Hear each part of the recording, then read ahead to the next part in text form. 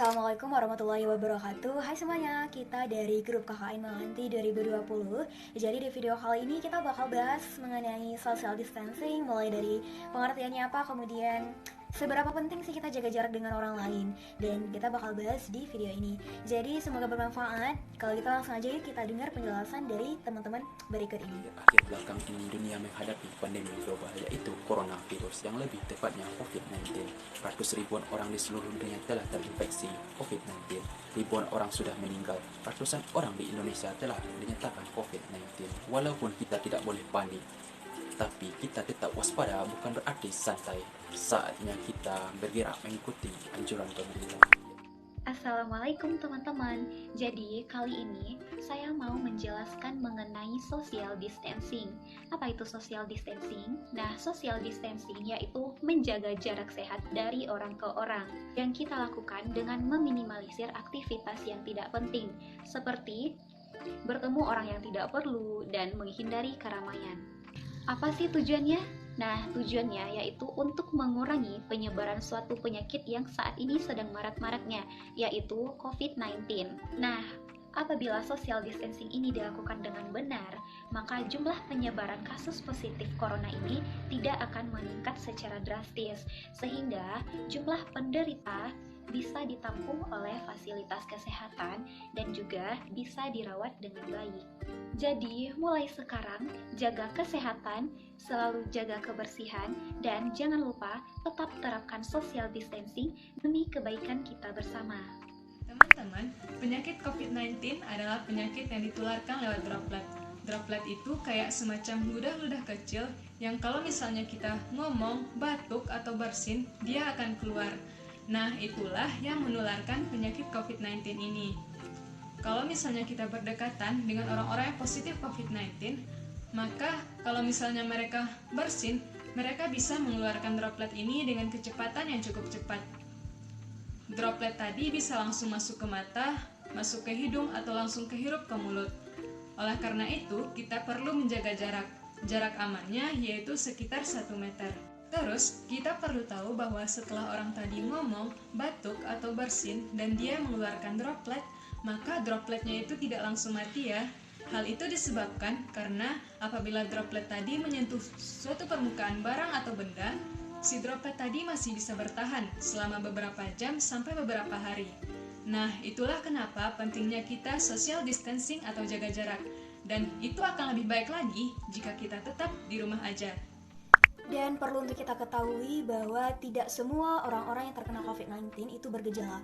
Artinya akan ada orang-orang yang terlihat baik-baik saja, namun ternyata mereka adalah karier atau pembawa.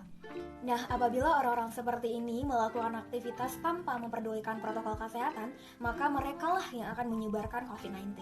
Ingat teman-teman, walaupun masih muda dan merasa sehat-sehat saja, oke fine, namun bagaimana dengan orang-orang di sekitar kita, seperti orang tua kita, kemudian nenek kakek kita, yang sistem imunnya tidak sebagus dan tidak sekuat kita yang masih muda. Terus nih ya, walaupun hidup ini memang berada di tangan Tuhan, tapi kalau kita yang membawa, kemudian kita yang menyebarkan, padahal kita tahu bahwa kita bisa mencegahnya, tentu itu akan sangat disayangkan sekali gitu loh. Jadi how selfish you are. Jadi teman-teman, sayangi dirimu dan juga keluargamu, tetap jaga jarak, social distancing itu penting, dan juga patuhi semua protokol kesehatan, bersama kita bisa lawan corona. Jadi di situasi yang seperti ini, pasti banyak dari kita yang menerima atau memperoleh informasi-informasi, baik itu dari media sosial kah, dari chat keluarga kah, atau mungkin dari omongan teman, atau bahkan dari tetangga kita sendiri. Nah, apakah kita bisa memastikan apakah informasi-informasi yang kita peroleh itu adalah informasi yang valid, dapat dipercaya, dan bisa kita gunakan dalam kehidupan sehari-hari atau tidak? Namun, apabila kita memperoleh informasi yang bahkan tidak benar atau tidak bisa dipercaya, itu bisa membuat atau bahkan memperparah kondisi diri kita atau kondisi seseorang.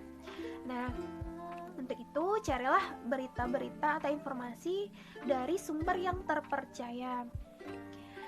Namun pada saat sekarang ini yang paling penting kita lakukan atau hal sederhana yang bisa kita lakukan untuk mencegah penyebaran dari COVID-19 ini adalah social distance. Jadi kita mengurangi penyebaran dari virus corona ini dengan cara jaga jarak, kemudian mengurangi interaksi dengan orang lain. Nah, dengan hal ini diharapkan kita bisa menghambat penyebaran dari virus corona sehingga orang-orang bisa tertampung di rumah sakit, kemudian angka kematian pun bisa kita turunkan. Nah, baiklah teman-teman, kali ini kita akan membahas mengenai apa saja yang dapat kita lakukan jika kita berada di rumah. Yang pertama yaitu kita harus tetap tenang dan kita harus tetap berada di rumah. Jika memang kita diharuskan keluar rumah, misalkan ada keperluan mendesak atau apapun itu, maka kita diwajibkan untuk menggunakan masker dan kita harus menghindari tempat-tempat yang ramai. Kali ini kita juga akan membahas mengenai orang-orang yang tidak memiliki kontak langsung dengan penderita corona dan dia tidak pernah berkunjung ke negara-negara yang pernah terjangkit corona sebelumnya. Namun saat ini dia merasakan gejala seperti batuk, demam, dan pilek. Maka dia dianjurkan untuk periksa ke dokter dan dia harus mengikuti anjuran dari dokter dan harus istirahat yang cukup.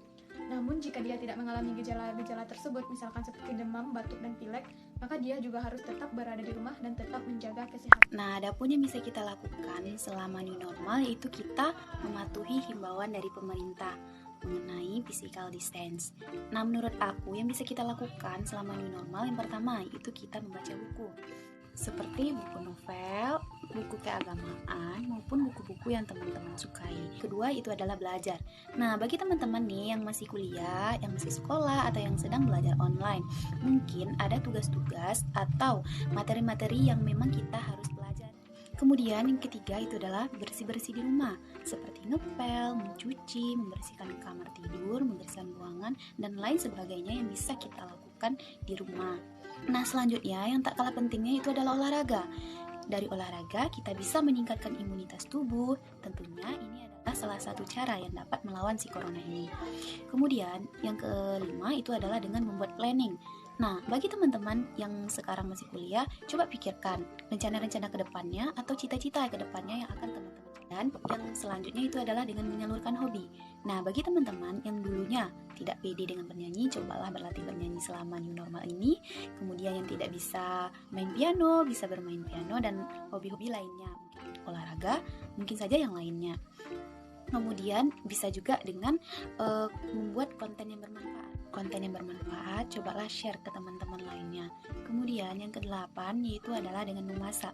Gak cewek, gak cowok nih pasti pernah memasak. Jadi bagi kalian yang cewek, cobalah masak makanan yang sehat dan bergizi. Nah, bagi yang cowok, bantu-bantu ibu, kakak, ataupun adik untuk memasak di dapur. Nah, yang terakhir, habiskan waktu kalian bersama dengan keluarga.